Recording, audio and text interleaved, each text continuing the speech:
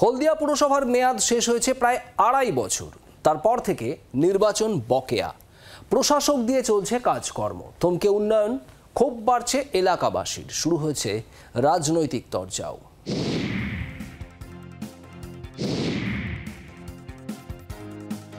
শিল্প শহর হলদিয়া, সেই শহরের হলদিয়া পুরসভার মেয়াদ শেষ হয়েছে ২০২২ সালের ৫ই সেপ্টেম্বর। ২ বছর ৩ মাস অতিক্রান্ত হলেও এখনো হয়নি নির্বাচন, ফলে নতুন করে উন্নয়ন বা বিকাশের কাজ কিছুই হচ্ছে না বলে অভিযোগ এলাকাবাসীর। পৌরসভায় কোনো চেয়ারম্যান নেই, কোনো কাউন্সিলর নেই, আমরা কোনো প্রবলেমের কথা জানাতে পারি না। জল নিকাশি, রাস্তাঘাট সব দিক থেকে কোনো কিছু সুযোগ সুবিধা পাচ্ছি না। গত ২০১৭ সালে হলদিয়া পুরসভায় শেষবার নির্বাচন হয়। সেই নির্বাচিত পুর বোর্ডের মেয়াদ শেষ হয় ২০২২-এর ৫ই সেপ্টেম্বর। তারপর থেকে করোনা পরিস্থিতি সহ অন্যান্য নানা কারণে নির্বাচন প্রক্রিয়া সম্পন্ন হয়নি। দীর্ঘ প্রায় ২ বছর ৩ মাস প্রশাসক দিয়ে কাজ চলছে।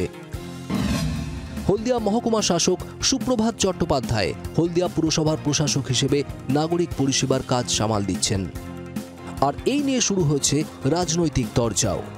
বিধানসভা এবং এই লোকসভাতে তৃণমূল কংগ্রেস ধুয়ে মুছে সাফ হয়ে গেছে হলদিয়া থেকে। তার একটাই কারণ, শ্রমিকরা তৃণমূল কংগ্রেসের এই যে সরকার, এই যে উদ্ধর্ত এদের যে শ্রমিক শোষণ নীতি, সেই নীতির জন্যই শ্রমিকরা মুখ ফিরিয়ে নিয়েছে, যার কারণে সেই ভয়ে রাজ্য সরকার ভোট করতে ভয় পাচ্ছে। তৃণমূল সরকার আসার পর বিভিন্ন জায়গায় পৌর নির্বাচনগুলোকে যেভাবে এলোমেলো করছে, এখানে একই ঘটনা ঘটছে। এবং পৌর নির্বাচন না হওয়ার ফলে এখানে পৌর নাগরিক হিসেবে যে পৌর পরিষেবা, এলাকার উন্নয়ন, মানুষের বিভিন্ন সমস্যার জন্য যে প্রয়োজনীয়তাগুলো থাকে, সেই প্রয়োজনীয়তাগুলো থাকছে না।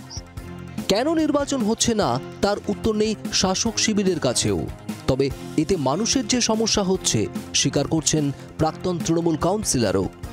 কাজের হয়তো সেই গতি নেই, এটা অস্বীকার করার উপায় নেই।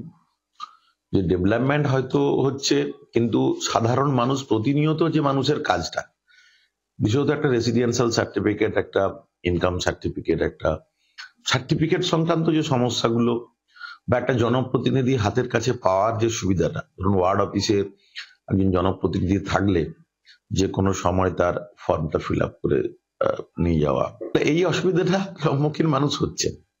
কিন্তু কি কারণে জানি না ভোট করানো যাচ্ছে না। যে কোনো কারণে হোক না কেন, হলদিয়া পৌরসভার ভোটটা হওয়া উচিত বলে মনে করি। কিন্তু এই পরিস্থিতি আর কতদিন চলবে? আগামী বিধানসভা নির্বাচনের আগে কি গঠন হবে হলদিয়া পুর বোর্ড? এলাকার মানুষ কবে পাবে জনপ্রতিনিধি? এখনো কোনো উত্তর নেই এই সব প্রশ্নের। পূর্ব মেদিনীপুর থেকে কিরণ মান্নার রিপোর্ট, জি24 ঘন্টা। বাংলার আওয়াজ, বাঙালির আবেগ, জি24 ঘন্টা।